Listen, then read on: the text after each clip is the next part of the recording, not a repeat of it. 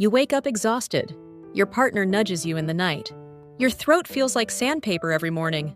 You've been told, maybe even told, yourself that snoring is just one of those things. A quirk, an annoyance, something you joke about at dinner.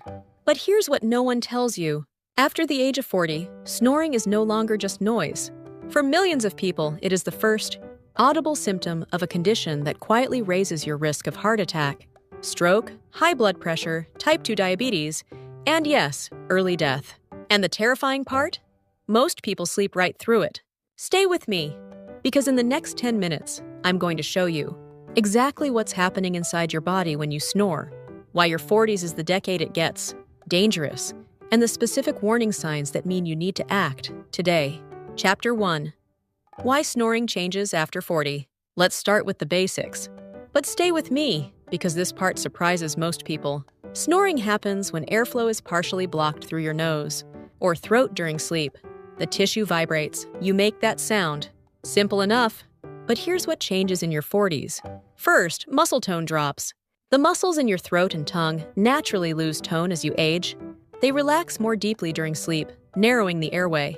Second, weight distribution shifts. Even if you haven't gained dramatically, fat tends to redistribute around the neck and midsection in your 40s, especially after hormonal changes in both men and women. Neck fat compresses the airway from the outside. Third, hormones decline. In women, the drop in estrogen and progesterone during perimenopause, which typically begins in the early to mid-40s, removes two hormones that actually protect airway muscle tone. This is why snoring in women spikes dramatically after menopause. Men experience a testosterone decline that has a similar effect. Fourth, tissue loses elasticity. Like skin elsewhere on the body, the tissue lining your airway becomes softer, floppier, and more prone to collapsing inward. The result? That snoring that was occasional in your 30s becomes nightly, louder, and crucially, more likely to cross the line into something far more dangerous. Chapter 2. The hidden condition behind the snore. I need to introduce a term here: obstructive sleep apnea, or OSA. This is not just heavy snoring. This is when the airway collapses completely during sleep, stopping your breathing, sometimes for 10, 20, even 40 seconds at a time. Your brain senses the oxygen drop, triggers a panic response. You briefly wake up, often without knowing, then fall back to sleep. This cycle can repeat hundreds of times per night. Here's what makes this so dangerous. Every apnea event spikes your blood pressure and stress hormones. Your heart is essentially running a miniature emergency over and over through the night. Chronic oxygen deprivation damages blood vessels and strains the cardiovascular system. Your body never reaches the deep restorative sleep stages, so you wake up tired no matter how many hours you were in bed. And the numbers are alarming. Studies estimate that over 1 billion people worldwide have obstructive sleep apnea, and 80% remain undiagnosed. The peak onset? Your 40s and 50s. But here's the critical question. How do you know if your snoring has crossed that line? Chapter 3. The 7 warning signs you cannot ignore. These are the red flags. If you recognize more than 2 or 3 of these, please talk to a doctor. Not eventually, soon. Warning sign 1, you wake up unrefreshed. You slept 7 or 8 hours, but you still feel like you barely slept. This is a hallmark symptom. Deep sleep is being stolen from you. Warning sign 2, witnessed breathing pauses. If your partner has ever said, "You stopped breathing last night," that is not something to laugh off. That is a medical event. Warning sign 3, gasping or choking at night. Waking up suddenly with a choking sensation or gasping for air. Is your brain forcing an emergency restart? Warning sign 4, morning headaches. The CO2 buildup from repeated apnea events causes blood vessels in the brain to dilate. You wake up with a dull headache, especially at the temples or the back of the head. Warning sign 5, extreme daytime sleepiness. Not just tiredness. We're talking falling asleep at your desk, struggling to stay awake driving, dozing off mid-conversation.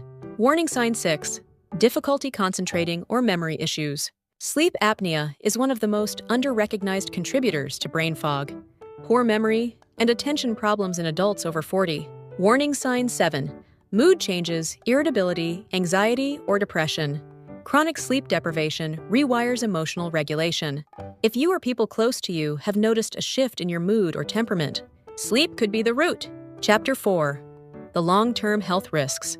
Let's talk consequences, because this is where it gets serious. Untreated sleep apnea is not a benign condition. You can simply manage with earplugs in a separate bedroom.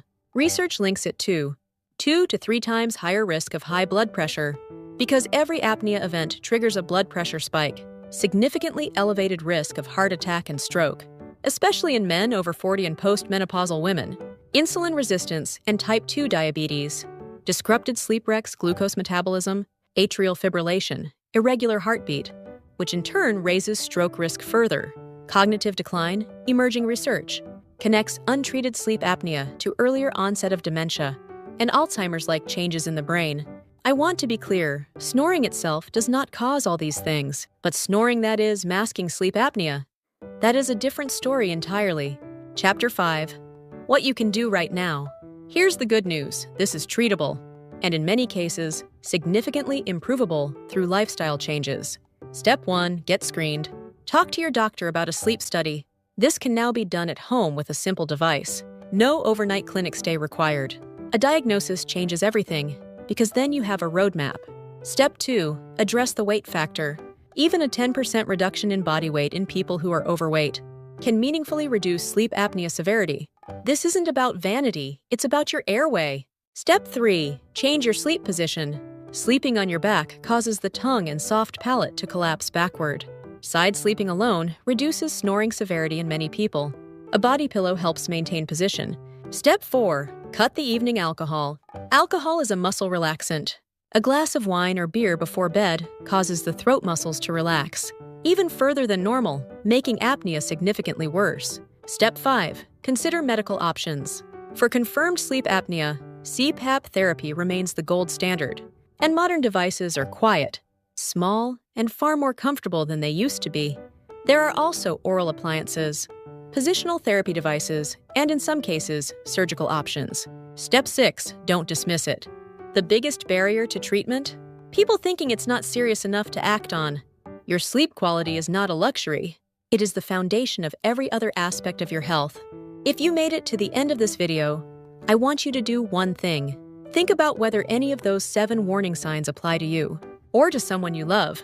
And if they do, make an appointment. Show them this video. Start the conversation. You spend a third of your life asleep. What's happening during those hours matters more than most people realize.